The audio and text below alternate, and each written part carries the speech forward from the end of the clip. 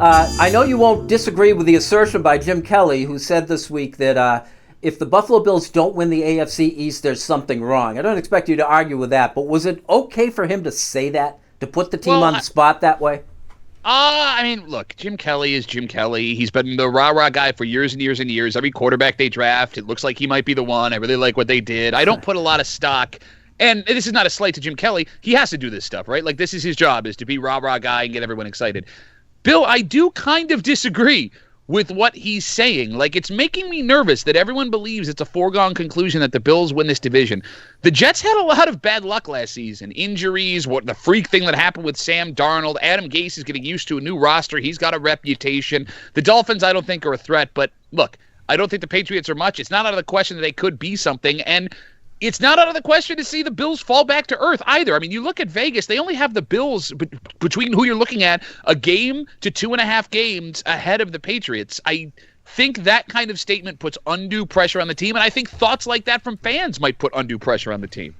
If you're going to make a comment like that, and it's not a comment we haven't heard before, we've made it on this show ourselves, the fact that the Bills should have this division, except for you, Pat. You're a little worried about the Jets, but we're still in May.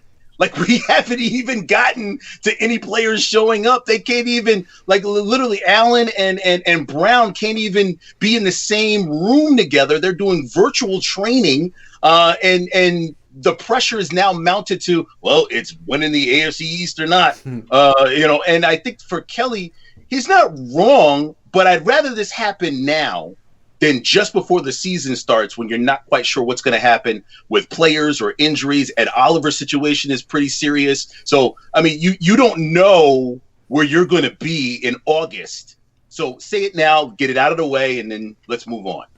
Well, two other things. To Pat's point about Vegas, at the beginning, I think this was after the Brady move to Tampa, New England was still listed as a favorite to beat Buffalo in terms of the number of wins. So that's trending in that direction.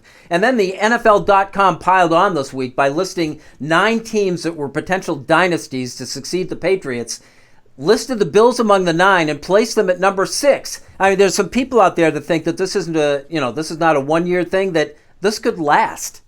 Look, this is a typical national NFL media thing to do, right? Like, you don't pay attention to the Bills when they potentially have something going on. They finally surprise you over the last, 2 out of 3 seasons, and all of a sudden they're the greatest thing that ever happened. It's these NFL analysts showing that they haven't watched the Bills the last couple of years. The Bills are going to be a much better team, but anybody that has watched this team the last couple of years, from a legitimate football standpoint, knows there are things that can go wrong. There are questions we need to find out. Is Josh Allen the accurate passer we think he is? Is he going to take another step forward? Is he going to stop playing recklessly? I mean, look at it this way.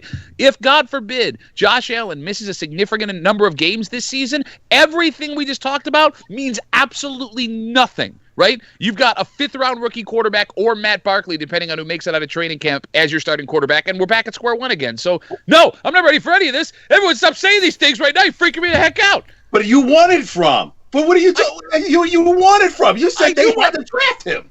Okay, hold on. I did not say they had to draft him. I said they would draft him. I need you to listen a little bit better to me, Tariq, when I'm dropping knowledge bombs all over the place that I told you. Tomato. It doesn't even matter to me. They have him now. What are you worried about?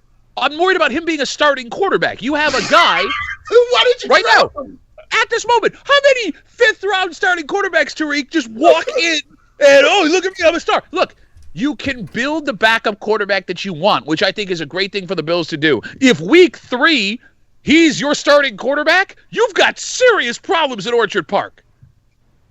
Yeah, I think Barkley plays ahead of him, though. I mean, the Bills are going to have to keep 3. I don't know. I think Barkley's gone. I think Fromm's your guy opening day.